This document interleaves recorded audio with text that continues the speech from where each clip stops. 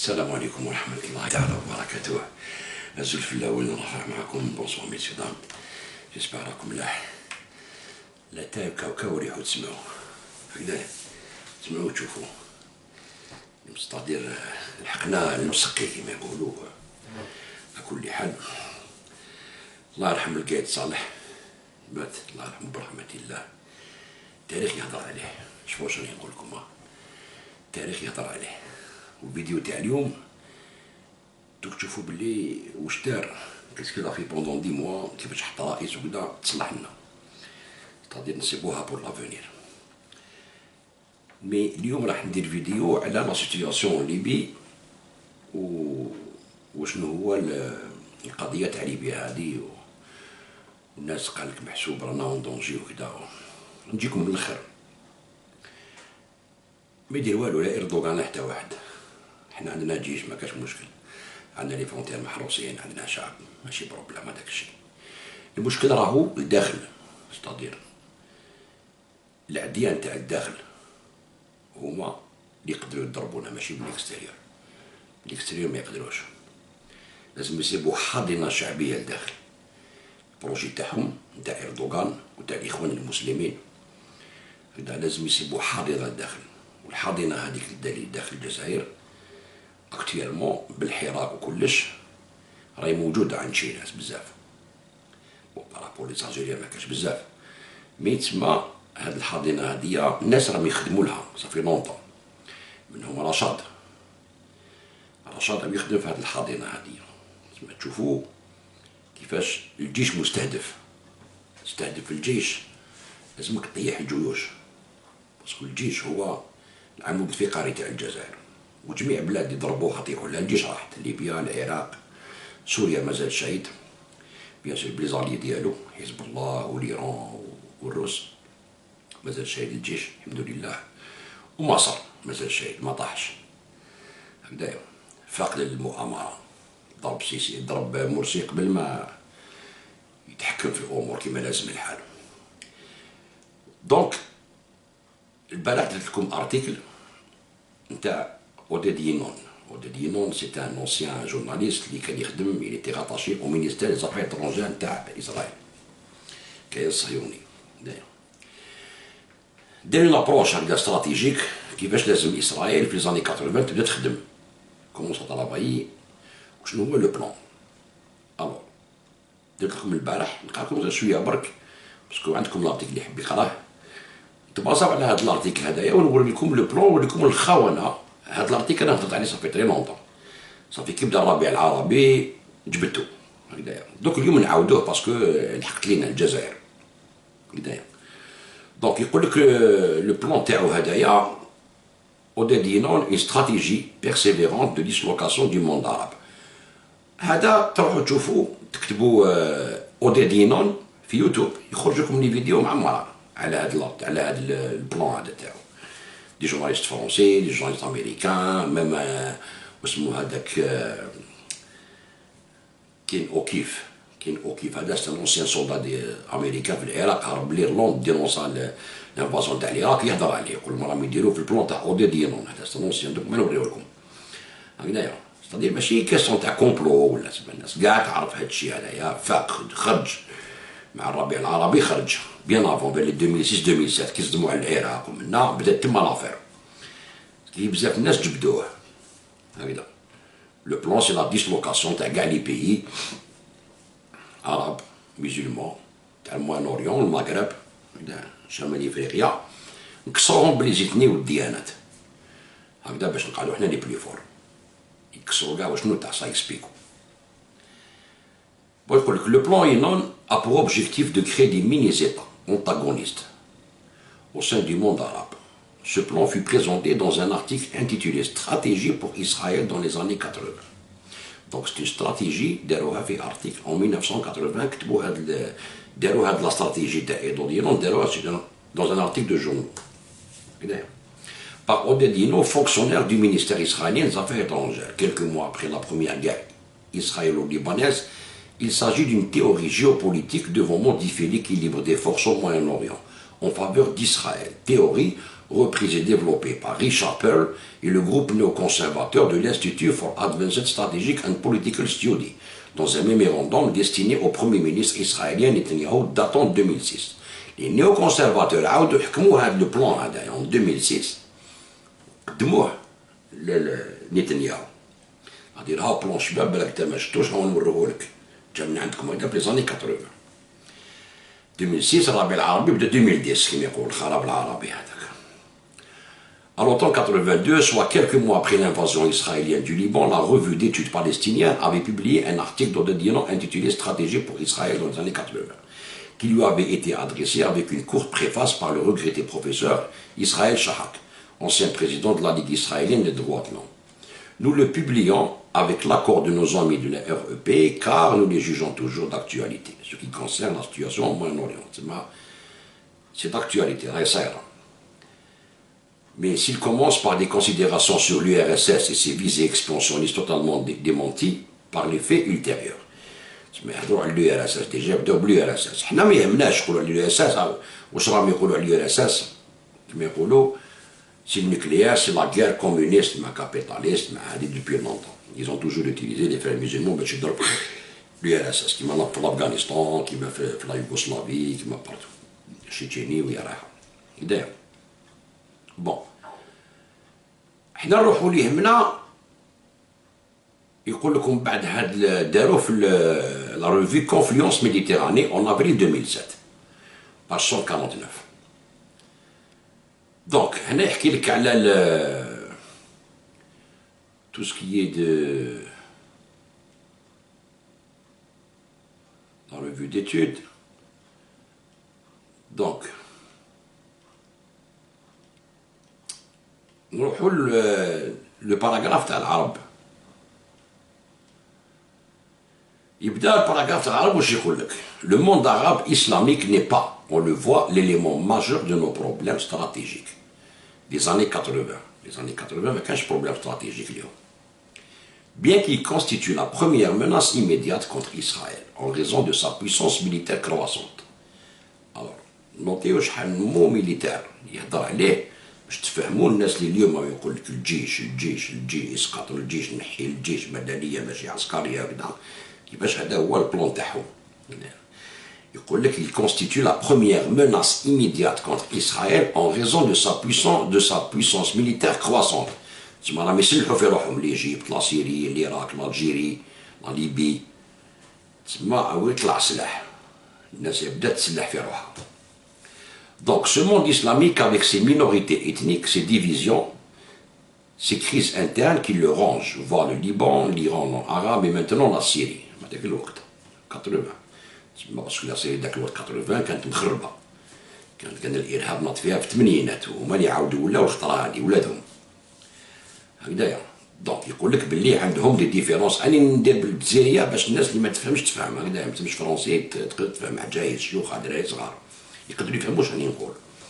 ستادير لي مينوريتي ايتنيك كما تقول البربر الكرد واسمو لي كريتيان كاع نهضروا على كاع الموند عرب فيه بزاف لي زيتني فيه بزاف لي ريليجيون فيه بزاف لي هكذا لي ديفيزيون لي كريز انترن كي لو رونج. يقول لك est incapable de résoudre ses problèmes fondamentaux et par conséquent ne peut être une véritable menace pour Israël à long terme. À long terme ما يكونش une menace. يقول لك il est cependant à court terme على المدى القريب يقدر يكون en raison de sa puissance militaire deux fois en raison de sa puissance militaire هكذايا. donc deux fois le mot militaire en 8 lignes. Alors militaire. À long terme, le Moyen-Orient ne pourra pas survivre dans ses structures actuelles sans passer par des transformations révolutionnaires. Le monde arabe islamique n'est qu'un château de cartes construit par des puissances étrangères, la France et la Grande-Bretagne dans les années 1920, au mépris des aspirations des autochtones. Cette région a été arbitrairement divisée en 19 États. Mais pour le mon France, ça s'explique. Ça tâche Ndoula. Tous composés de groupes ethniques différents, de minorités hostiles les uns aux autres, si bien que chacun des États arabes islamiques aujourd'hui se trouve menacé de l'intérieur. نقول لكم الخطر راهو داخلي ماهوش خارجي. هما راهم يقولوا هذاك خاطر داخلي سي الانتيريور ماشي من برا هكذايا intérieur en raison des dissensions ethniques et sociales et que dans certains d'entre eux la guerre civile est déjà à l'œuvre. La plupart des Arabes, 118 millions des 170, vivent en Afrique. 45 millions d'entre eux vivent en Égypte. Hors d'Égypte, les États du Maghreb sont peuplés d'Arabes et de Berbères. En Algérie, en 80, en Algérie, une guerre civile oppose déjà les deux ethnies dans les montagnes de Kabylie. Le Maroc et l'Algérie, qui sont en guerre pour la possession du Sahara anciennement espagnol, connaissent également des conflits internes. L'islam militant menace l'intégrité de la Tunisie et Kadhafi fomente des guerres ruineuses pour les Arabes eux-mêmes, alors que son propre pays, faiblement peuplé, ne peut devenir une nation puissante. C'est pourquoi il a tenté à plusieurs reprises la fusion de son pays avec les États plus solides, comme l'Égypte et la Syrie. Le Soudan, le plus violemment écartelé des pays arabes islamiques actuels, comprend 4 groupes opposés, les uns aux autres. Une minorité arabe sunnite qui domine une majorité d'Africains non arabes, d'animistes et des chrétiens. En Égypte, on trouve une majorité musulmane sunnite face à une forte minorité chrétienne. Groupe de 7 millions d'âmes, majoritaire en Haute-Égypte, qui pourrait bien, comme Sadat, en exprimant la crainte dans son discours du 8 mai, réclamer un État qui leur soit propre, une sorte de second Liban chrétien. En Égypte, tous les États arabes à l'est d'Israël sont déchirés, en proie à des conflits internes, plus encore que les États du Maghreb. La Syrie ne diffère en rien du Liban, si ce n'est que son régime militaire fort. Un régime militaire fort. يكون عندك un régime militaire fort. parce que على بالهم بلي لي ميليتار يتقاتل الشعب بيناتهم. هما هذاك واش كانوا هذاك واش حابين يحوسوا عليه طيح الجيوش. Alors déjà 3 fois militaire. هكذايا. Fort. Mais elle est le théâtre d'une véritable guerre civile entre la majorité de la population sunnite et la minorité alaouite chiite, 12%, à peine de la population, qui détient le pouvoir. On voit que les causes de conflit sont sérieuses. Gagne le monde, d'ailleurs, on a des causes de conflit sérieuses. Sunnites contre alaouites, berbères, Maroc, Sahara, les chrétiens en Égypte, mais en général, le concept. L'Irak, de son côté, ne diffère guère de ses voisins, bien que là, la majorité soit chiite et la minorité gouvernante sunnite. En Irak, 65% de la population n'a aucune part aux décisions politiques. Le pouvoir est aux mains d'une classe gouvernante représentant 20% de la population, plus une forte minorité kurde dans le nord du pays. N'était son régime fort, son armée et sa richesse pétrolière, le Kamashi régime de Hawa, ou l'armée, ou la richesse pétrolière, encore l'armée. L'armée et sa richesse pétrolière, le sort de ce pays serait analogue à celui du Liban, hier de la Syrie aujourd'hui. Les germes de dissensions internes et de guerre civile apparaissent déjà, surtout depuis la prise du pouvoir en Iran par Khomeini. Donc, il y a à chaque fois le militaire fort, le pouvoir militaire fort, les militaires, le Kanamaraho. تسمى الإسرائيليين على بالهم باللي العسكر هو الصح بالدم كيما تاعنا هادو هكذا باسكو علاش عندنا بزاف لي زيتني ولي ريليجيون وغير المذاهب وبدا من هناك سي بور سا كي ان طرافاي تري بروفون افير اون الجيري باش ما ندخلوش في هذا ولازم كاع نتشاركوا فيه بالقبائل بالشاويه بالعرب بكاع لي زالجيريان علاش نقول لكم انا الجزائر جزائريه سينو تروح وبليي صار كما نقعدوش واحد يقول لك انا عربي جزائر عربيه واحد يقول جزائر امازيغيه واحد يقول احنا كنا رستميه مصاب واحد يقول انا تركيا صحراء واحد يقول انا سني واحد يقول انا كريتيا واحد يقول انا شيعي واحد تسمى هذوك المشاكل نجيبوهم لينا وهذه اللي لازم نيفيتيوها باش نيفيتيوها لازم نصاجاش العقاله والهضره بظرافه وماشي السبان وطيح وانا ندير ونفعل ما ندير والو. Donc, les militaires, ils sont importants. Israël يقولوا هذاك لو كان ماشي العسكر اللي بدنا هادو يتكسروا.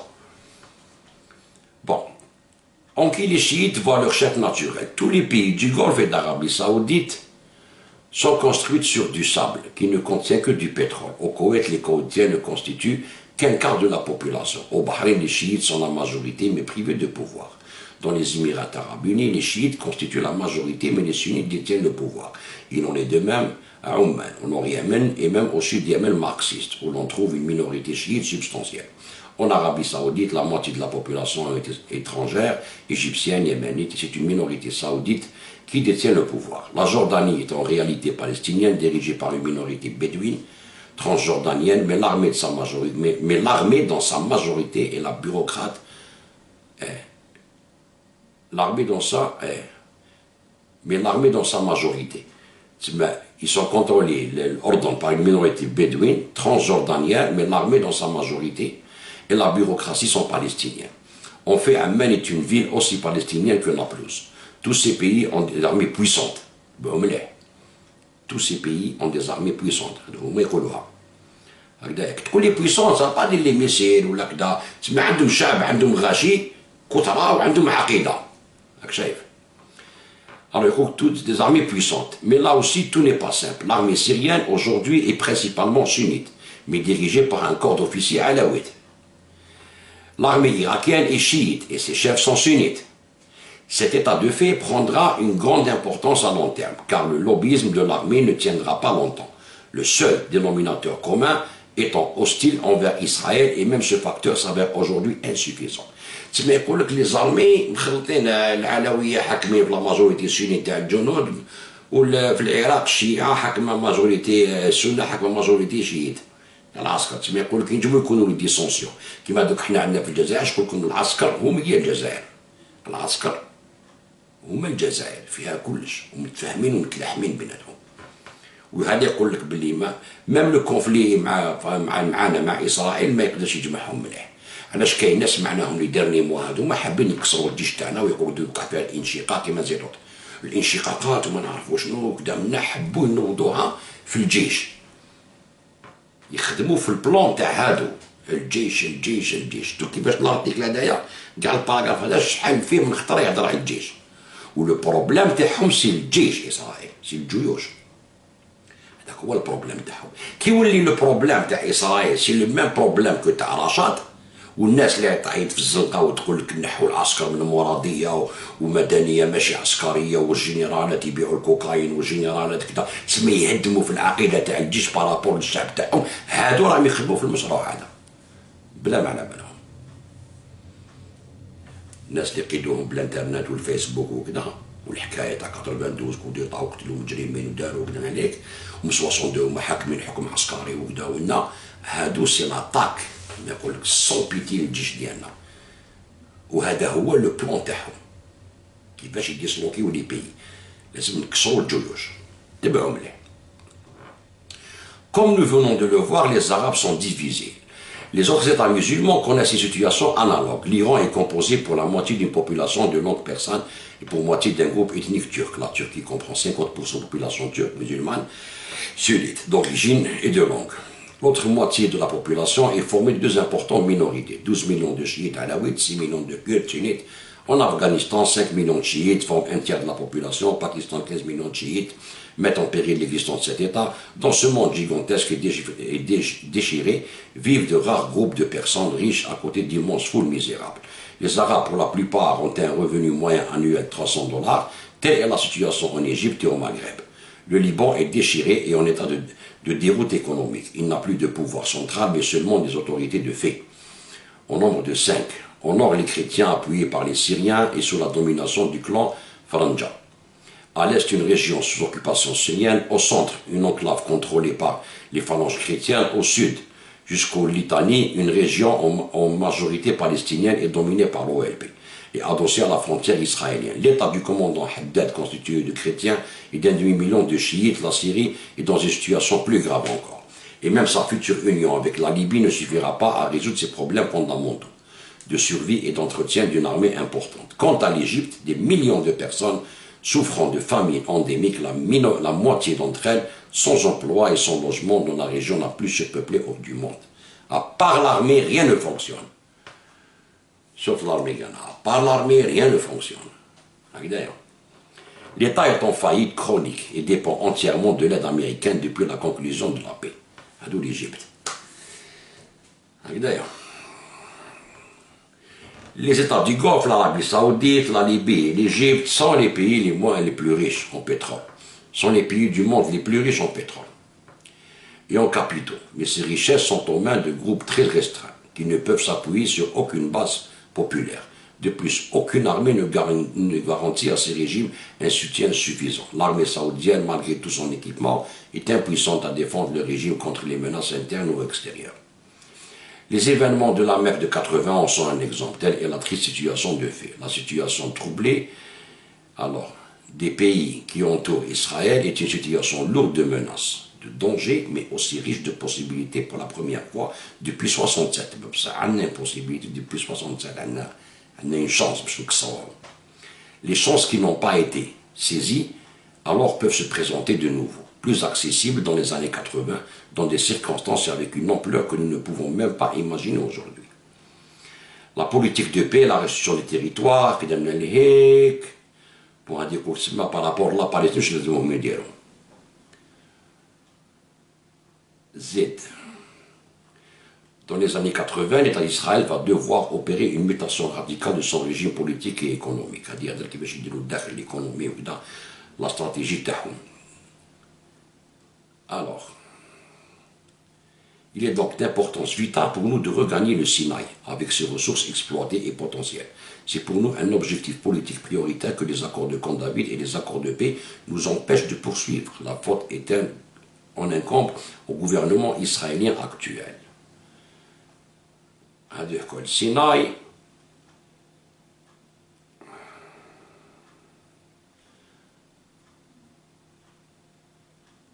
alors, le mythe de l'Égypte en fort du monde arabe ébranlé en 1956 n'a pas survécu à 67, mais notre politique et la restitution du Sinaï ont fait du mythe un fait.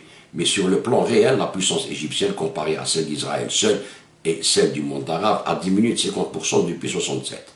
L'Égypte n'est plus la première puissance politique du monde arabe. Et elle est à la veille d'une crise économique. Sans aide extérieure, la crise va se produire incessamment, court terme grâce à la restitution du Sinaï. L'Égypte va manquer de quelques points, mais seulement jusqu'en 82. Voilà.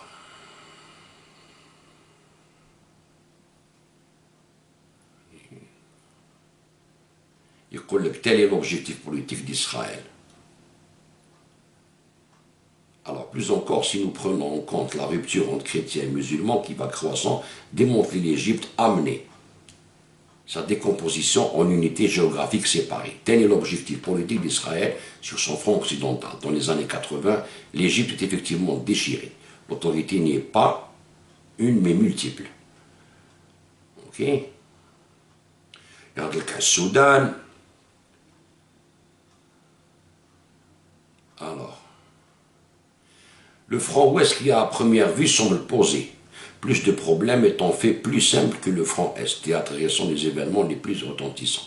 La décomposition du Liban en 5 provinces préfigure le sort qui attend le monde arabe tout entier, y compris l'Égypte, la Syrie, l'Irak et toute la péninsule arabe. Au Liban, c'est déjà un fait accompli. La désintégration de la Syrie et de l'Irak en provinces ethniques ou religieusement homogènes comme au Liban est l'objectif prioritaire d'Israël à long terme, c'est-à-dire qui m'a داروا دركا في الربيع العربي ديسلوكاو كاع لا سيري والعراق هكذا بداو يصدموا على العراق ومنا كسروهم بعد جاو لا سيري لا ليبيا هكذا هذا هو لوبجيكتيف يقول لك واحد انت تحب لا تيوري دي كومبلو هاو يقولها لك هذا يقول لك هذاك هو لوبجيكتيف تاعنا هو اللي يقول هو اللي بروبوزاها هذه هكذايا. En plusieurs États, il deviendra un État alaouite chiite, la région d'Alep un État sunnite, à Damas un autre État sunnite. Hostile à son voisin du nord, les Druzes constitueront leur propre État, qui s'étendra sur un autre Golan, peut-être, et en tout cas dans le Hauran et en Jordanie. Donc, l'Irak, pays à la fois riche en pétrole et en proie de graves dissensions internes, est un terrain de choix pour l'action d'Israël. Tu m'as dit 80. Gawa Salaf 2000, dès le 80. Le monde arabe nous est bénéfique. Nous importe plus encore que celui de la Syrie. L'Irak est plus fort que la Syrie à court terme. Le pouvoir irakien est celui qui menace le plus la sécurité d'Israël. Une guerre entre l'Irak et la Syrie, ou entre l'Irak et l'Iran, désintégrera l'État irakien, avant même qu'il ne puisse se préparer à une lutte contre nous. C'est-à-dire, هذيك الجيرة تاع الإيران والعراق شوكش بنا والو. يقول لك نقال إيران العراق ولا سيري العراق، داروها مع الإيران والعراق وكسر العراق، وكيس كيا كاسي العراق. هذا هو سي لاكير هذيك قالها في 80 تبعو مليح. Une distribution des bons. L'Irak se divisera en fonction de ses communautés religieuses comme la Syrie et le Liban. En Irak, une distribution en province selon les ethnies et les religions peut se faire de la même manière qu'en Syrie, du temps de la domination ottomane. 3 États ou davantage se constitueront autour des 3 villes principales, Bassora, Bagdad, Ogdel et Kurd. La péninsule arabique, d'ailleurs, شوف واحد الباساج بون لا جورداني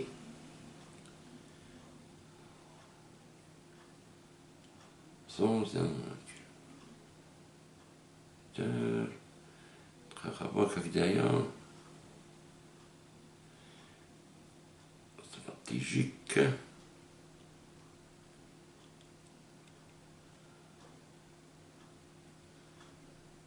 ميليتير ايكونوميك. واحد الباساج شتو هكدا راح لي وقيلا. اوكي اوكي اوكي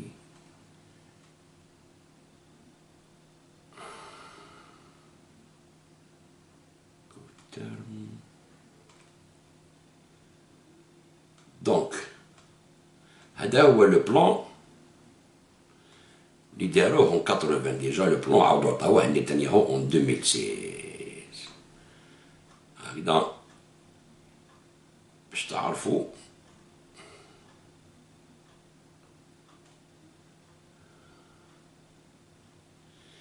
يقول لك لازم نضربوا لهم العسكر، لازم نضربوا لهم العسكر. هذا هو البلان. علاش يقول لك مدنيه ماشي عسكريه. والخونه في البلاد اللي داخل الجزائر اللي راهم قايدين من برا مؤتمر الامه والاسلاميه، كيقولوا اسلاميه ماشي تاع الجزائر، كاين اسلاميين تاع الجزائر انتيك هكذا اللي دخلوا في الصف وعندي سون بون ان بروجي ناسيونال. نهضروا الاسلام العالمي هذا اللي يخدموا به اردوغان والاخوان المسلمين والخلافه وكذا هكذايا. دونك هذا هو البلان ديالهم. كي ضربت الله اليوم تقول لي انت مثلا تقول لي او بصح الارتيك عندهم 80 هذا، يقول لك معليش عندهم 80 ارتيك صح. شوف اوتور دو توا برك، شوف هكذا واش راه داير بك وتشوف اسكو هذا البلان اللي داروه ولا لا. العراق تقسمت، السودان تقسمت، سوريا ليجيبت سلكو مازال عسكر شايب بصح كان بري، ليبيا تكسرت، اليمن كيف كيف هكذايا، مازال غير الجزائر وتونس حنا حامينها قدامنا. هذاك واش مازال لي كروند ناسيونال جاي مازالت ما قدروش كيفاش يديروا. طلقوا عينا الكلاب ديالهم الجزائريين مالوروزمون لي شيان. كيفاش بروبليم بربر داروه بالماك فرحات مهني بلا ما نقول لكم بلا نوري لكم على بالكم ماناش نهضروا على القبايل، نهضروا على الماك هكذايا. هو اللي يمشي مع اسرائيل سون بيتيرا في الاعلام تاعهم وكلش وراح ليهم والناس تعرف اسرائيل لي ماكيز كاع تعرفوا بهم. هذوك هما الخدمه تاعهم او الاسلاميين تاع مؤتمر الامه رشاد و لي زونسيان تاع الفيس اللي هربوا ليترونجي اللي ولاو يخدموا عليهم على القطر وكذا دي مارسونير. هادو هما الزوج اللي راهم مازالهم يحرضوا في الحركه بور ديستابيليزي لالجيري. افيك سكي سباس اون ليبي هكذايا يبعثوا اردوغان خدام ديالهم، اردوغان خدام تاعهم يبعثوه. كيما بعثوه في سوريا داروا به طريق، قالوا حصدوا مع لي كرد، غير صدوا مع لي كرد حوزوه لي كرد ولاو مع لي سيريان والروس، عاودوا ريكيبيراو التيريتوار هذاك وما رايحين يضربوا إدلب واش راهو يدير؟ هو يجيب لي تيروريست تاع إدلب كاع يحطهم في ليبيا باسكو يخاف لو كان يدخلوا لبلادهم لازم يليكيديهم من تما، لازم يخرجهم. وانسي في لي بي اوروبيان اللي ماذا بهم الناس ما يعاودوش يولوا ليهم، باسكو كيف نعاود نجيبهم من ليبيا كيما جاو من ليبيا نعاود نرجعهم من ليبيا باش هما اللي كيدير شويه تاع بحال بهذوك، ويجي يقول لك انا ندخل في ليبيا باش نسلك هذوك البوفوار تاع السراج هذاك تاع طرابلس اللي هو بوفوار تاع ارهابيين. دوك نوري لكم تشوفوا بعينيكم ولي فيديو وتصاوروا كلشي.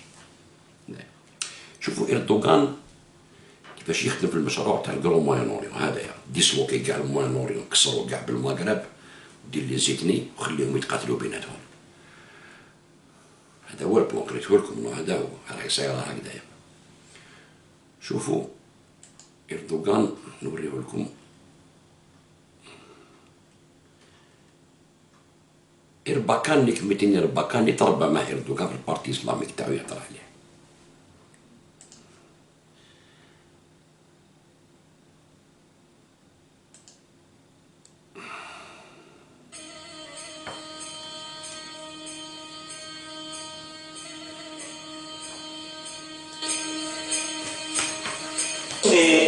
AKP bizim talebemiz.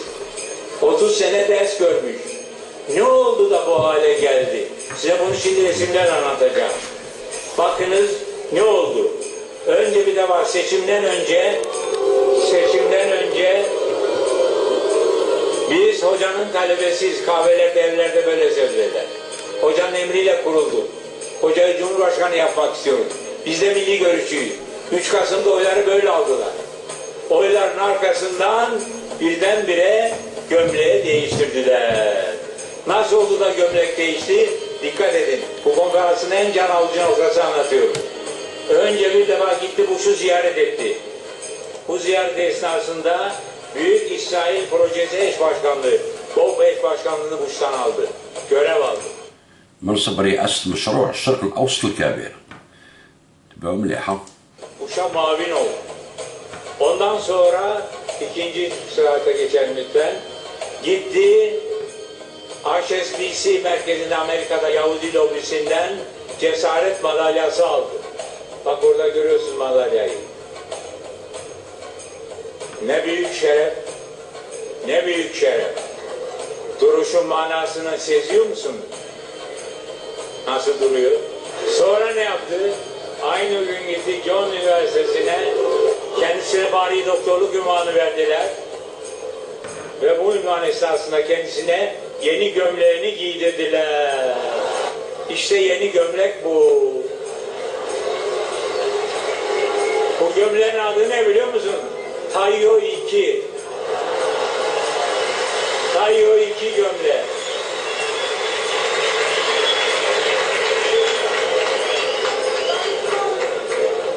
Bu gömleği giydi, Tayyo 2 gömleğini giydi, milli görüş gömleğinin yerine. Bak orada dikkat edin, göğsünde bir takım işaretler var.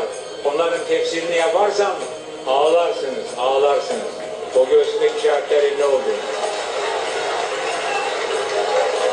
Yeni gömlek bu.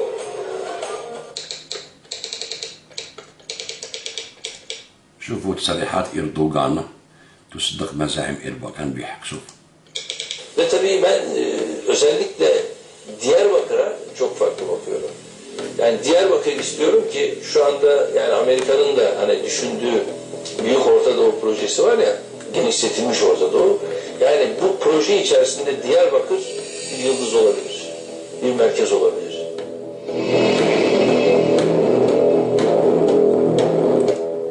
Türkiye'nin Orta Doğu'da büyük görevi تركيا لها مهمة في الشرق الأوسط. اسمعوا مليح يا الخاوة. var. Nedir o görev?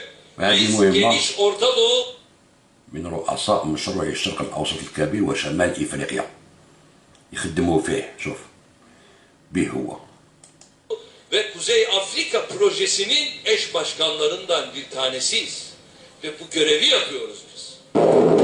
ونحن نقوم بهذه المهمة.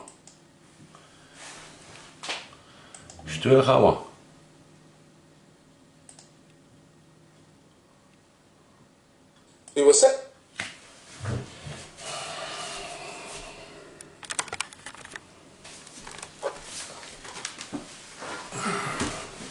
شتو شكون هو اللي حكم المشروع تاع الشرق الأوسط الكبير؟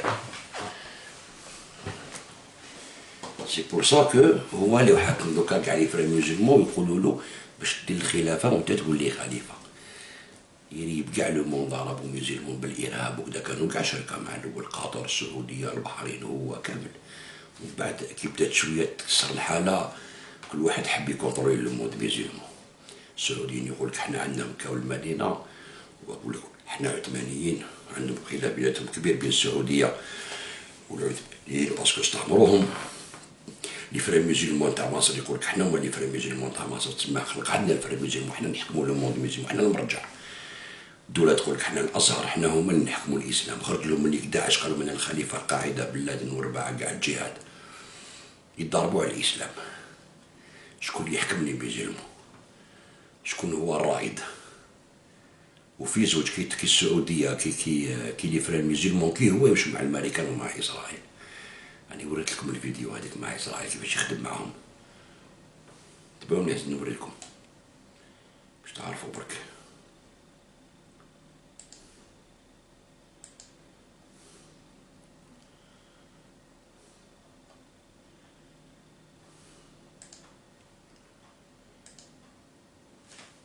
الو الخطرة هادية واش يدير، يبعث الارهابيين تاع الارهابيين يبعثهم لسوريا، من سوريا لليبيا. مسلحو ما يسمى بالجيش الوطني من شمال سوريا إلى مهمة جديدة كلفتهم تركيا بها في ليبيا. معلومات أولية عن توجه المئات من فصائل المعتصم والصقور والحمزات عبر مطار اسطنبول إلى طرابلس. قوائم الانتظار تتضمن أكثر من 2000 مسلح للمشاركة بتنفيذ خطط تركيا دعما لحكومة الوفاق الليبية برئاسة فايز السراج. هذه المجموعات ترتبط ارتباطا وثيقا بأردوغان بشكل مباشر وأيضا بحركة الإخوان المسلمين، لأن غالبية هذه التنظيمات وهذه الميليشيات هي من الإخوان المسلمين بطبيعة الحال، وبالتالي الوجهة ستكون نحو ليبيا، وهذا باتفاق مع الاستخبارات الأمريكية. تولت تركيا تدريب وتسليح وتمويل الجيش الوطني الواجهة العسكرية للإخوان المسلمين السوريين تحضيرا لمهام ترتبط بالخطط أنقرة العسكرية. زج الرئيس التركي رجب طيب إردوغان بهم رأس حربة في عملية نبع سلام قاتل الوحدات الكردية داخل الحدود السورية، وجاء قرار نقلهم إلى طرابلس تنفيذا لاستراتيجيات تركية في ليبيا. أدركت تركيا أنه من الصعب جدا بقاء حركة الإخوان المسلمين كميليشيا مسلحة إرهابية تقاتل في الشمال السوري في مواجهة الجيش العربي السوري بطبيعة الحال، وبالتالي القيام بنقلهم نحو ليبيا. الآن في المشهد الآخر، هل ما يجري من عمليات النقل حقيقة هو فخ جديد أم هو استثمار جديد للإرهاب؟ الولاء للممول ترجمته الفصائل المسلحة السورية على الدوام بدءا من الجبهة الجنوبية إلى الشمالية، لكنه ولاء يأخذ اليوم شكلا جديدا مع انتقال هؤلاء المسلحين في مهام خارج الحدود ترجمة لأهداف تركية مباشرة. نقل المسلحين المدعومين تركيا إلى ليبيا يتزامن مع تقدم الجيش السوري باتجاه تأمين الطريقين الحيويين بين حلب ودمشق وحلب واللاذقية عبر سراقب، قد تكون إشارة أخرى إلى بدء الالتزام التركي بتنفيذ ما تم الاتفاق عليه في سوتشي بجهة تأمين. تبعوا مليح، تبعوني دوك نجيكم عن العديان تاع الداخل كيفاش راه يخدم الزيطوط بالغاشي تاع الجزائر باش يديستابيليزيو الجزائر، باش يكتيو الجيش تاعنا حابينها تيكسبلوزي، تسمع والو ما نحبو نسمعو والو. الناس كاع استعقلت جبدت شافو تبون جا بريزيدون سيفيرا وبدا يسكن في الحاله بالعقل باش يحقلك والو. ما نستعرفوش علاش، باسكو هادو حابين بروجي الجزائر يهدموها. انتو كيفاش يدخلوا الجيش تاعنا في دوامه بروبليم انترن وكذا، باسكو يقول لك هذاك الارتيكل تاع الاسرائيليين تاع خودي دينون يقول لك البروبليم تاعهم من الداخل، لازم تطابقوها لهم من الداخل. وراكم تشوفوا هاد الايامات راهم هايجين زيطوا وربعت وراشد والناس يتبعوهم، بليس لي ماكيس والناس يتبعوهم، ستادير راهم هايجين والو ما نفهم والو. السبان والطيعه في الانترنت الفيسبوك ولي موناس والدنيا اللي يهضروا ينوضوا ليه موناسيوها وكذا، هايجين ما يحبوش يخلوا الناس تعرف الحقائق. انتو كيفاش كيما قلت لكم متفاهمين بيناتهم، ماشي كاع القبايل غير ما تمسكوا لي تيكي القبايل. عندي حبابي قبايل لا كلاس ولا كان ما جيت نحشم منهم ندير لكم واحد العفسه الدوخ وكاع، بصح معليش في وجه رجال تاع بلاد القبايل ما نقول نسكت ما نهضرش هدايا، معليش يقول لك قبل ما تضرب الكبش في الوجه مولاه. شوف هذا إردوغان هدايا، هذوك المسلحين هكذايا شكون كان يداويهم؟ السبيطارات ديالهم هاو نتنياهو معاهم. شوف يداوي داخل السبيطار. אפשר לראות לפי הפציעה שמדובר בפצצה, לפי כמות אני מודה לך שאתה כאן. אני מזהה אותך. ראש הממשלה. ראש הממשלה זאת האחות שמטפלת, קטנה, לא רואים אותה, אבל זו האחות שמטפלת בו, קוראים לה אביה. עשינו טיפול, אפשר לראות לפי הפציעה שמדובר בפצצה, לפי כמות הפציעים שיש לה. תהיה בריא. שלמת. יש גם טיפול טוב, גם שירות טוב, גם יחס טוב. אנשים מחייכים. הוא מלא הערכה ותודה. תהיה בריא. סלמת.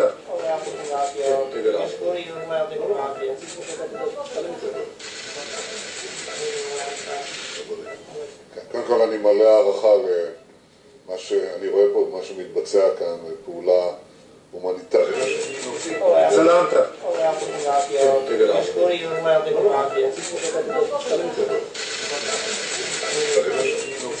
סלמת.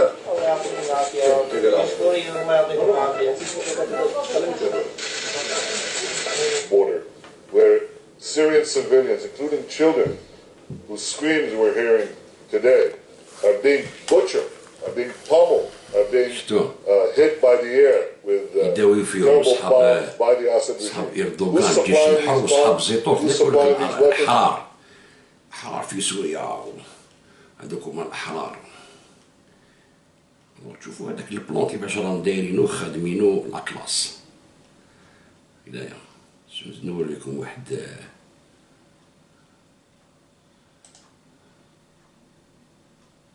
עושים סימולציות, אלה פציעות מלחמה אמיתיות שגית מג'יש סורי وما يقدروا يجيدوا تقولوا لي زعما لا هذوك السيفيل دوك تسمعوا بدونكم منشقيت من الجيش السوري عسكري هكذايا دوك تسمعوا نوري لكم الشارع كبير مش بيضرب علينا قذايف ما بتاني بينا ولا شيء وما يقدروا يجيدوا شو على إسرائيل يمشوا إذا لا مش راح يعرفوا لأنني كنت عسكري وانشقيت يعني شقيت من الجيش السوري وضمت للجيش حر يعني مش راح يعرف إنه عسكري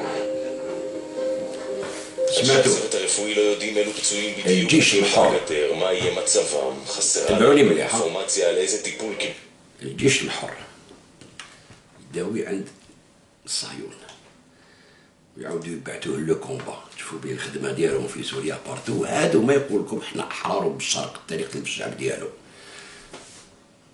يدوخوك زيد نشوفوا الصوت هو صوره ما كاش ما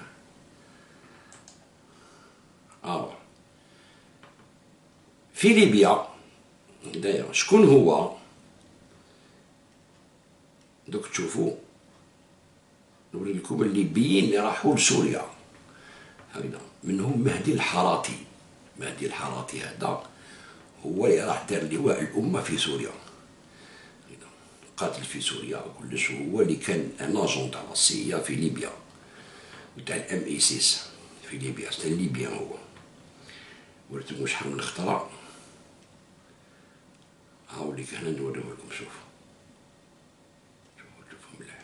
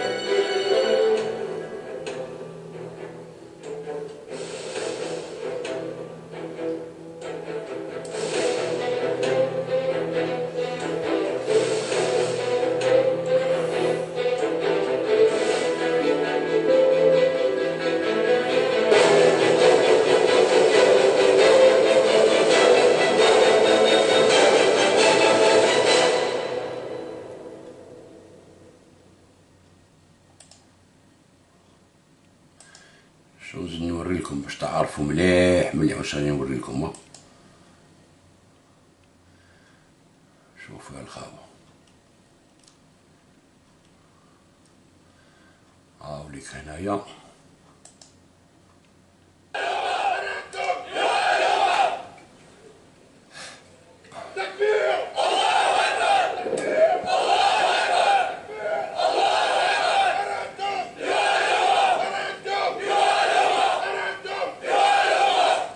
لواء الأمة. من أنتم لواء الأمة؟ تبعوا مليحة.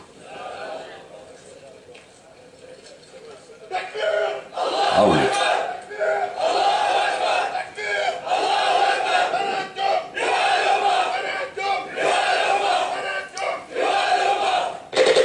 الذين على الجهاد تبايعوا لا نبتغي غير الشهادة. هاوليك شتوه؟ تبعوا مليحة، تبعوني مليح. مقصدا نحن الذين على الجهاد تبايعوا لا نبتغي غير الشهادة. شتوه؟ دستورنا القرآن مصدر عزنا لن نرتضي. هادو هما اللي يقول لكم زيدوا تروحوا نعاونوهم في طرابلس. دوك تسمعوا واش هضر زيدوا، دوك لكم لا فيديو باش تفهموا مليح على منا ويهضر.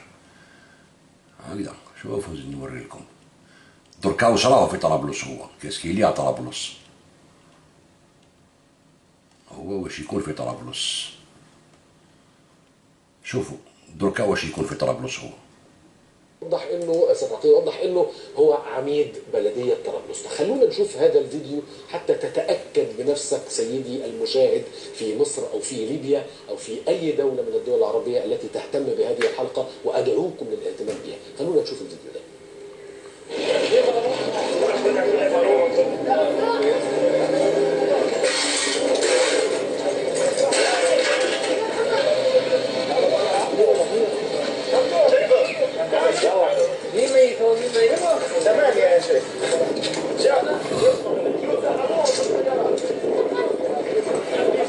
هذه في سوريا.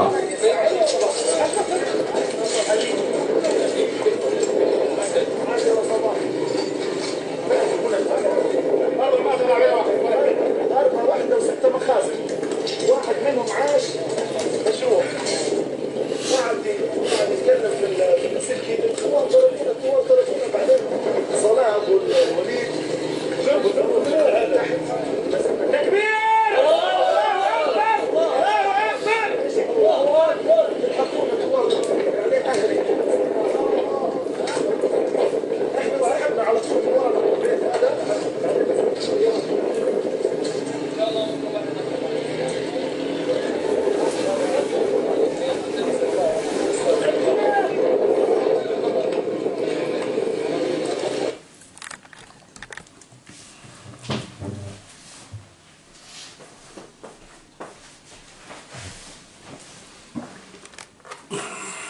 مليحة. نعطيكم بون هادو كاع اللي بينسوا كدا، نعطيكم الارتباط مع الخونة تاع الداخل، رشاد ورضا بودراع وكدا. شتو مليح هدايا. واش يقول لهم السي اردوغان يحب يعاونو زيطوط في ليبيا هدايا.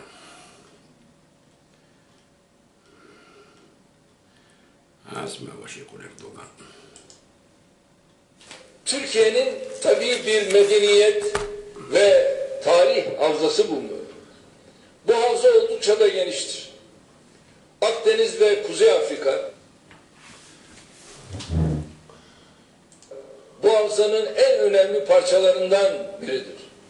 Bu bakımdan Libya'daki her gelişme bizi yakından ilgilendiriyor. Libya bize hem Osmanlı'nın hem de Osmanlı subayı olarak burada önemli hizmetler ifa eden Gazi Mustafa Kemal'in yadigarıdır. شتو تسمى قال لكم باللي المغرب وكدا هذه هي القضية. زيدوا نشوفوا تابعوا هذه انا شوفوا كاع كانت تحت العثمانية تقع تحت العثمانية. Libyalı, Cezayirli, Afganistanlı, Cezayir, dediğimiz Batı Trakyalı halbuki bugün Suriyeli dediğimiz Iraklı dediğimiz, Libyalı, Cezayirli, Afganistanlı, Mısırlı dediğimiz, Batı Trakyalı dediğimiz, Boşnak dediğimiz, Gürcü dediğimiz, Kırımlı dediğimiz insanlar daha bir asır önce sizin, benim gibi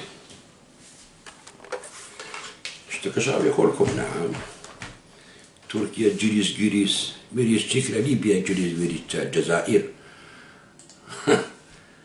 وانتم تسفقوا عليه في الجزائر انكرويابل يصفق عليه زيطوط يقول لك نحموا عليه هدايا شوفوا نوري لكم هذاك مهدي الحراتي تاع لواء الامه هدايا اول اللي مات في ليبيا اليوم من السوريين هاوليك من لواء الامه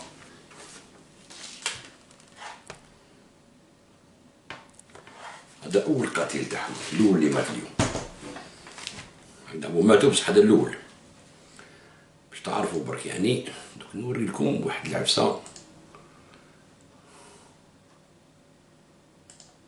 شوفوا هذاك مهدي الحراتي مع من راهو مع حسن الدقي وحاكم الماطيري في الوسط هو شوفوا هكذايا دوك بدات لكم العلاقه مع رشاد شتو يا اخي هكذايا علاش نكذبوا عليهم ولا نبداو في الدعايات ولا الكومبلو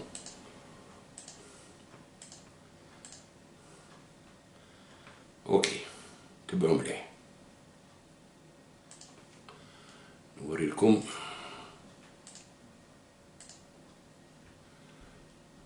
هاوليك قاعد معاهم زيطوط مع حسن الدقي ومع الماطيري اوكي كما كان قاعد معاهم هذاك الارهابي هذاك الليبي هذاك مهدي الحراتي دونك شتو ما تقدرش تقول لي لا لا ولا تصويره بارك لا لا لا لا لا خوتي لازمكم تكونوا كما يقولوا منصفين هاو انا نسلم على راس اردوغان ها شتو انا نسلم على راس اردوغان بون رضا بودرع نخلوه بور اون اوتر فوا ماشي اليوم باسكو درتو لا فيديو رضا بودرع غدوه ندير لكم هاد اخرى قناه صغيره عليه هكذايا ندير لكم حاجه خفيفه عليه دونك وريت لكم وشنو هو اردوغان كيفاش يخدموا به كيما خدموا بشريف الحسين تاع مكه سايكسبيكو لي زونغلي ولي فرونسي خدموا به قالوا تهدم الدوله العثمانيه كومبلي عيط للجهاد العرب كاع ناضوا يجاهدوا في تراكا خرجوا الدوله العثمانيه كسروها ومن بعد عفسوها له قسموا لومبير هكذايا دوكاتيك حبوا يديروا كيف حبوا يعاودوا يكسروا من دارا جديد لومبير بصح الخطره يديروا شغل الدويلات وباش يكسروه لازم يلزموا ان جيل تاع الاسلاميين وكذا اللي نوضوا كاع الغاشي ضد الدول هذو العسكر لي ميليتار اللي خافوهم هما باش يكسروا كامل الجيوش بالحروب الداخليه وهذوك اللي بتزيتني كيما القبايل دروز منا الكرد هذو يستعملوهم برك من بعد يريحوهم رحيه شو كيما عندنا حنا باغ اكزومبل الماك انتما في هاد الخربه تاع كاع لومبير هذايا من الترك وروح تلزال جاكرتا انتما والو صغير شحال راكم لاكابيليا شحال راكم ماشي لاكابيلي كاع القبايل هادو اللي يقولك حنا لاكابيلي وكذا شحال راكم وراكم تمشوا معاهم في البروجي ديالهم راكم تمشوا في البروجي ديالهم باوي تمشوا في البروجي ديالهم شوفوا باغ اكزومبل نعطيكم اكزومبل نقول لكم واحد هذا مروكي بربر هكذا اسمه كتجي منير فيزا تاع اسرائيل وتشوفوه هذا كتجي منير فيزا تاع اسرائيل هاو قاعد هنا مع فرحة المهني وتشوفوا هاو مع فرحة المهني هنايا نزيد نوري لكم هاوليك هنا مع لي سلطة إسرائيلية فرحان شغلهم غرابية با بروبليم ما يدبر راسو حنا عندنا مهني وما عندهم هدايا من بعد تشوفو قاعد مع زيطوط كريم طابوس برياد إليس أمير ديزاد هاو قدام أمير ديزاد هاو شتو قدام أمير ديزاد مع زيطوط وكريم طابو يخدم في مشروع صهيوني قراف شتو القهوة.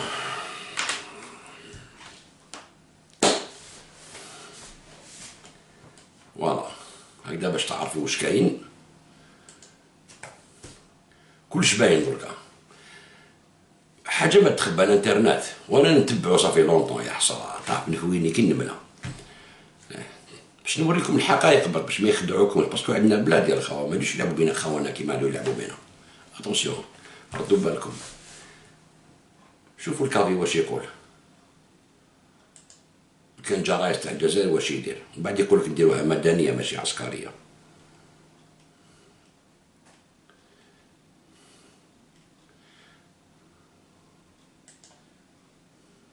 ووجه نصف الجيش إلى ليبيا حيث الخط. الشيخ جوجل ويجيبوا لك الماضي كله، وهذا شيء مهم ومهم جدا، لأن من خلال الماضي نستطيع أن نحكم على المستقبل، أو على الأقل نستطيع أن نستقرأ المستقبل. لو كان القرار في يدي، لو كنت أنا صاحب قرار في الجزائر اليوم، كنت سأتخذ على الأقل 4 قرارات سريعة وسريعة جدا. القرار الأول،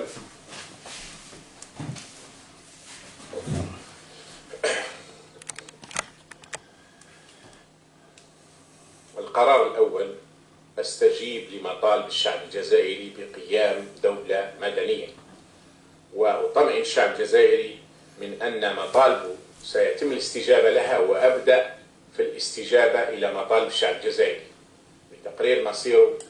هذا وحب يولي بريزيدون ويقول لكم لو كان جا عندي القرار زعما باش دوكا راهو يحوس على لو سوتيان من برا ومن الشعب زعما. ها واش ندير انايا؟ قيام دولة مدنية، قيام دولة العدل والحق والقانون، عودة الضباط والجنرالات إلى الثكنات، والاهتمام بالدفاع عن الخطر القادم من الشرق. اسمعوا، الدفاع وشنو هو يجي من الشرق؟ وشنو هو الخطر يجي من الشرق؟ هذا قرار طبعا فيه آلاف الكلمات أو الخطوات، المهم العنوان بتاعه هو هذا.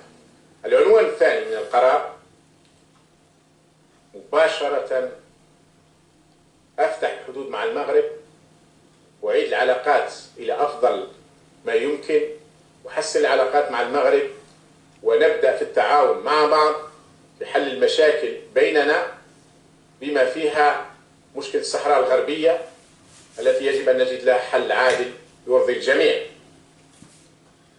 ولا يهضم حق أحد. الخطر ليس قادما من الغرب، حيث يوجد حوالي 90,000 ربما 100,000 جندي جزائري في المنطقة الغربية، في الناحية الثانية والثالثة، الناحية العسكرية الثانية والثالثة. بل أستطيع أن أتعاون مع إخواني وأشقائي المغاربة في كيف نواجه المخاطر التي تأتي من الشمال. والمخاطر، واحد يقول زي ضد يتراجع، أنا عمري لن تراجع، عمري ولن تراجع، إنما أنا دائما أعطي للناس فرصة، أسمح بوقت معين. إذا قلت نتعاون مع إخواني المغاربة لمواجهة المخاطر القادمة من الشمال ومن الشرق. بالمناسبة الخطر اللي جاينا من الشرق يعني من ليبيا هو خطر أساسي من دول الشمال، فرنسا، إيطاليا، الروس وغيره، وطبعا كاين الجزء الإماراتي المصري، لكن القوى الرئيسية هي هذه القوى الغربية أو القوى الأوروبية.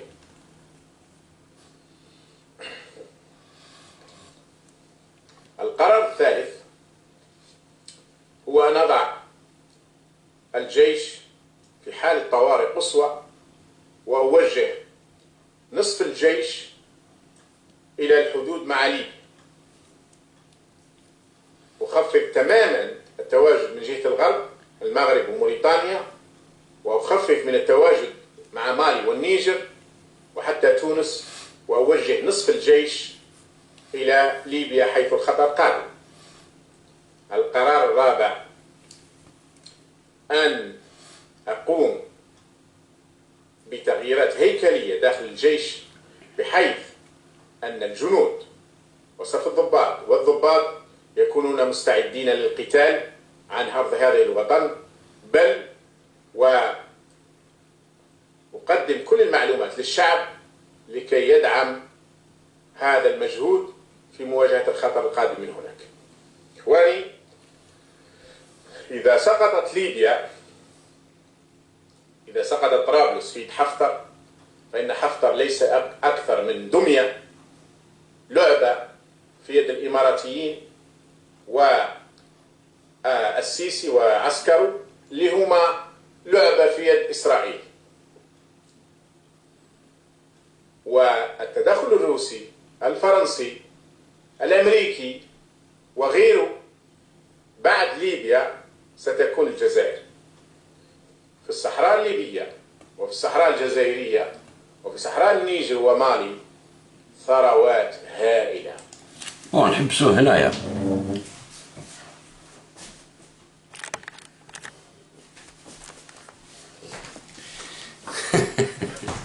قالك هذا اونسيان ديبلومات بوليتيسيان، اسمه لو كان يولي رئيس تاع الجزائر قالك نفريها مع المروك وكذا ويحوس على السودية، وقال لك نروحوا تما يفريها مع المروك ومن بعد يرجع للجيش هذاك ويروح واش يدير، يعاون مهدي الحراتي تاع طرابلس. إذا تسقط ليبيا وطرابلس تسقط الجزائر. نهار صدموا لوطون فرنسا والانجليز والطليان وكذا، وما كانش يقول هكذا، ما قالكش حنا خاطر على الجزائر كما كنا نقولوا ذاك الوقت حنايا. ردوا بالكم طيح ليبيا بروبليم لينا حنايا، وكان يصفق هو وعباسي مدني والمغاربيه كاع هذوك راشد كومبلي، كان يقول لك نعم طاغوت هكا زي ما طيح جابوا لي طرونجي حتى لتما. ودوكا ولا يخاف على الجزائر لو كانت تسقط ليبيا. ليبيا راهي ساقطه، ليبيا صافي لونطون. شتو يا خوتي؟ يقول لك انا هذا محنك سياسيا يعرضوه لي تلفزيون كذا. شوف ديك الكالكول، تسمى تولي الجيش ديالنا هو حب يقول لك باللي الجيش تاعنا يولي يخدم على ايردوغان هكذايا، يولي تحت السيطره تاع العثماني، يخدم على ايردوغان ويخدم على السراج تاع ليبيا. نروحو نحاربو حنا حفتر وفرنسا والروس والامريكان ومصر على جال دي تيروريست اللي هو راه يساند فيهم. دوا الخطر على الجزائر. ومالوريزمون كاين بزاف لي جون مراهقين يتبعوا 16 15 17 18 20 صغار ما يعرفوش السياسه، ياكلون في مخهم. عفريت بهلاوان جاب بلاد الامريكان باش يهبل الشبان يرجعهم كي الحيوان. بسم العيد نكتب لك العقل نشرب لك باش نتلف لك عقلك، كنا غنوها في السكوت حنا هادي بكري. تشوفوا هذا الانسان هدايا والمجموعه تاعو مؤتمر الامه المطيري والقطر وتركيا، هذا هو البيون تاعهم في الجزائر.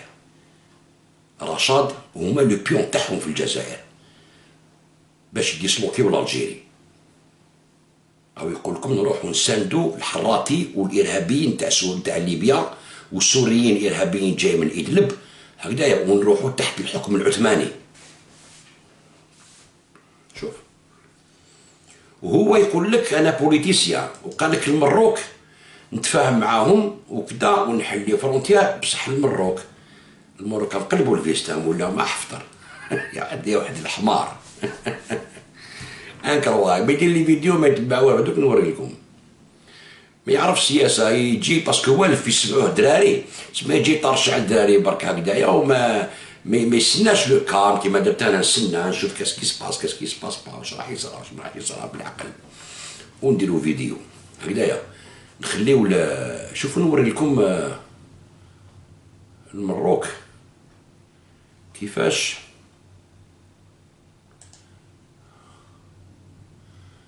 وراه هايلك عندو خرجوا في لي جورنو ماروكان كاع. L'intervention militaire turque en Libye devait rapprocher le Maroc et des pays du Golfe. شوف تسمى المروك راه ما عليه كلمه دير معاه كومام لي زاكور باسكو راه ما حفطر، اسكو دير معاه لي زاكور. L'imminente intervention militaire turque en Libye et la promotion des nouveaux projets d'alliance devant réunir la Turquie, la Tunisie, l'Algérie et la Libye,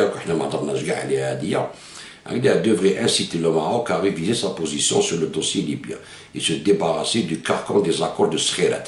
Parce que les accords de Skhirat, pendant 2 ans, après 2 ans, il est plus légitime. Recep Tayyip Erdogan a annoncé ce jeudi 28 décembre, jeudi, ministre libyen de l'Intérieur, qui alors, les deux États reconnaissent pour des motifs diamétralement opposés la légitimité du gouvernement d'union nationale dirigé par Fayez Sarraj. Rabat, parce qu'il est constitué conformément aux accords de Skhirat, alors qu'Ankara l'appuie car il est soutenu politiquement et militairement par les frères musulmans. Cet ordre qui prévalait depuis 3 années pourrait connaître un bouleversement avec l'imminence de l'intervention militaire turque en Libye. Elle offrirait l'occasion au Maroc de réviser son soutien au pouvoir en place à Tripoli, sachant que ses principaux alliés, la France d'Emmanuel Macron et les États-Unis de Donald Trump, sont solidaires avec les forces du maréchal Khalifa Haftar. La Russie de Vladimir Poutine l'est également. Donc, انت لو كتحب تولي بريزون تاع الجزائر ونديروك مدني زعما انت مدني ولا العسكر يدخل لك التكنات كما يقول، تسمى انت تولي ديريجي لا بوليتيك اكستيريور تاع الجزائر، تسمى انت تبعث الجيش تاعنا يروح يحارب مع الارهابيين، هذه هي. ديك الرايس يا المروك بالقلب الفيستا قال لك انا لانتيري ديالي، تسمى انت راك تخدم مع لي فرار ميزيرمون اردوغان والاسرائيليين كون موان اوريون وتقول حفتر مع اسرائيل. نو نو نو، انتم راكم مع اسرائيل، اردوغان ونتايا.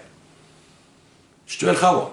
شتو هذاك يقول لكم انا ما يعرفش سياسه، خطير سياسه مسكين، خطير دبلوماسيه، خطير سياسه. شوف خدا ديسيزيون دوك هكذا على الجيري لا بريم ديسيزيون، قال لكم لو كان جيت عندي في يدي الحكم ها واش ندير، نطرونجا مع المروك الماء عليه الماء. المروك مع حفتر، سما كيفاش ندير مع المروك دوكا. شوف غيوليا ومن هيك قال لك حنايا نروحو نعاونو طرابلس، نعاونو الارهابيين. لو كان طيح ليبيا طيح الجزائر، هذيك كيزلوطو ما قالهاش كيزلوطو. هادوك يضربوا مع الاول هما اللي تما، اللي سفكت عليهم مع الاول هما اللي يعاودوا ولاو. شتو اش نقول لكم، انا مانيش ضد الحراك، بصح كي الحراك يتبع ناس كيما هادو بيان سير نجي ضدك سون بيتي كاع، بيان سير نجي كونطرا عليك، اوبليغاتوار نجي كونطرا عليك، ما نقدرش نكون معاك. و اسكو فو بونسي فريمون بلي اردوغان راح يدخل بالجيش تاعو يحارب حفتر واللي فرنسي والامريكان والروس والمصر؟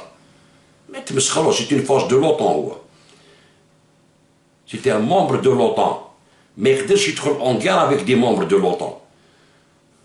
تسمى ما يخلعناش حنا اردوغان كاع، تونس ما يعطولو والو، تونس تحت الامان تاعنا، ما كاش على بالو بلي حنا هما الامان ماشي تراكا. وما نقولو جاب الجيش تاعو ودخل داخل ليبيا، تاع شحال يقعد يتم يتكسر، شحال من جيش راح يجيب، شحال لازم يقعد، شحال يصرف الدراهم، شحال الموتى، شحال كدا، بوندون كوميان داني فايستي. امبوسيبل الخاوه، دار هدا بك غير دوك يبات في السده كيما دار مع الاكراد، دخلوه عاودوا حوزوه، يجيو يديروا به طريق برك. اردوغان يديروا به طريق، ما يقدرش يدخل في كيرا مع لوطون، كيفاش يدخل الكيرا مع لي فرونسي؟ امبوسيبل، سيتي ان مومبر دو لوطون، ما يقدرش يدخل الحرب مع لي فرونسي. ودوك تنوضوا لوبوزيسيون في الترك، ما يقدرش، ما يخدعكم مع حتى حاجه، يجي ولا ما يجيش، ولا يقعد ولا ما يقعدش، ولا حنا ما نخافوا حتى واحد. حنا سي لو فلو انتيريور يفو كيسكالم، هنا البروبليم. لو كان يتهول الفرو انتيريور تقدر تكون دونجي علينا، كاع متاكل تتقلب، يقول لك خلي هكذا نكملو حتى يسيل الدم. بصح دوكا كاينين سيفيل، ما كاينش لارمي ما نسبو بهم كاع دوك لارمي، بلي مات قايد صالح الله يرحمو. شتو واش دار قايد صالح؟ شتو واش دار؟ الخدمه اللي دارها بما يروح الله يرحمو، دار خدمه كبيره، واش بيكم؟ طلوها ما يفيقولهاش، ولا هادو اللي معميين اردوغان ما نعرفو شنو في ليكونومي تاعو ولا ما نعرفو شنو، يبيعوا في بلادهم بلا ما على بالهم، وكاين اللي على بالهم كيما هاد العامل تاع زيتوت هذا وراشد. شتو لا بروبوزيسيون اللي دارها لكم؟ شتو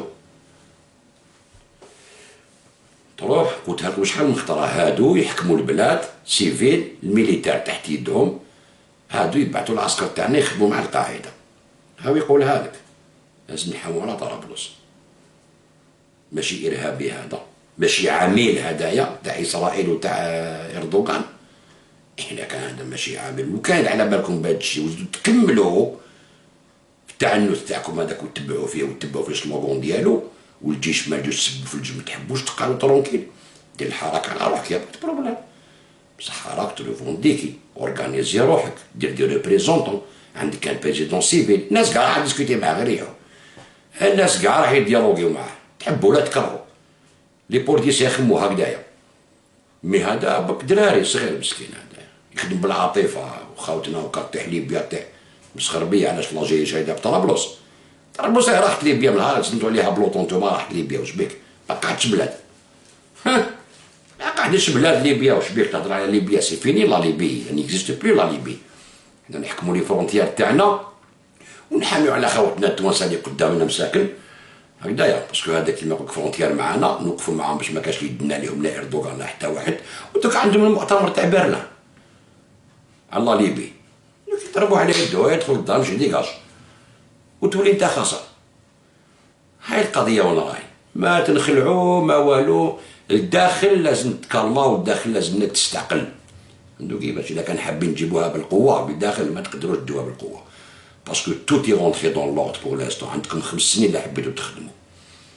دونك مازالكم تعيطوا الجيش نحو الجيش من المراديه، والجيش مدنيه ماشي عسكريه، مدنيه ماشي عسكريه، ومدني بريزيدون هكذا. دار بريمي مينيستر مدني كاع مدنيين. هادي باش يكسروا الجيش، وهذا البلون تاع اوديدينون هاكو قلتو لكم. فهمتوا؟ ردوا بالكم من هاد الخونه هادو خونه نو سالمون خونه وزيد جوانا ما يعرفش سياسه. قالك نفريها مع المروك ونحي الجنود كاع من تما نحطو في الفونتيير ليبيان باش نروحو نعاونو طرابلس، نعاونو مهدي الحراطي لواء الامه. الجيش تاعنا حنا لا تربحك لا تربحكم. دوك واش تقول على المروك؟ قولوا بوزيو لو كيستيون، قولوا اسمع المروك راه مع حفتر، اسكو تكمل لي رولاسيون معاه كيما قلت ولا كيفاش تحتواسي؟ كيما على واسمو على البريزون تونيزيان قالوا بابا اعترف بالدوله الجزائريه. هو عن بالو باللي كاع راه مع الدوله الجزائريه، راه هو كما شوف الجزيره ما يعيطوا له سي فيني، واحد ما راه يعاون فيهم، خلاوهم لا لي ميديا لا والو، باسكو عرفوه باللي فرشه ما كان والو. فهمتوا؟ راه ميت بالخنطه. كي هو كي صحابو مؤتمر الامه كي رشاد خسروا زون بيردو. دار بريزيدون سيفيل ما يروح الله يرحمه افون تبارتير، حط بريزيدون سيفيل. دوكا حبيتو تخدموا شمروا على يديكم، وروا واش تعرفوا ديروا بوليتيكمون، ورونا بوليتيكمون واش تعرفوا ديروا. صحاب الحراك ورونا واش تعرفوا ديروا بوليتيكمون. هاي وريتونا خرجتوا للزنقه وكدا ودرتوا وكدا، يعطيكم الصحه. هاي دوكا ورونا واش تعرفوا ديروا بوليتيكمون. دوك سي بلو لوبوزيسيون تاع تسب بريزيدون ولا، دوكا لوبوزيسيون سي اورغانيزي روحك، وريني كيفاش تورغانيزي روحك واعطيني مشروع سياسي. عندك 5 سنين ما سيبليش السباع عصابه وكذا، راهم كاع في الحبس. قايد صلاح مالك الله يرحمه، ما عندك ما تهدر. اذا عندكم حاجه لازم ديروها، لازم توروا الشعب الجزائري شكون نتوما، واش المشروع عندكم اسكو كاباب تورغانيزيو روحكم. فوالا لو ديفي اللي عندكم. ما هذاك تعيط في الزنقه طبون الكوكايين ونحو راسك من المراديه، هذا كاع غير سي دو ديشي، تو سا سي دو ديشي، سي دو نيمبورت كوا. هادي ولات. فهمتوا يا المواطنين تاعنا يا فحوله هكذايا، ما تخافوش كلش دخل دون لورد. ليبيا ما تخلعنا لا ليبيا لا حتى واحد، واش بيك انت كاع راهم في الجيب، يا با دو بروبليم. تهلاو في روحكم، وراكم واش توريت لكم هذاك الدبلوماسي المحنك سياسيا واش راهو يقول حمار بوريكو هكذا. السلام عليكم ورحمه الله.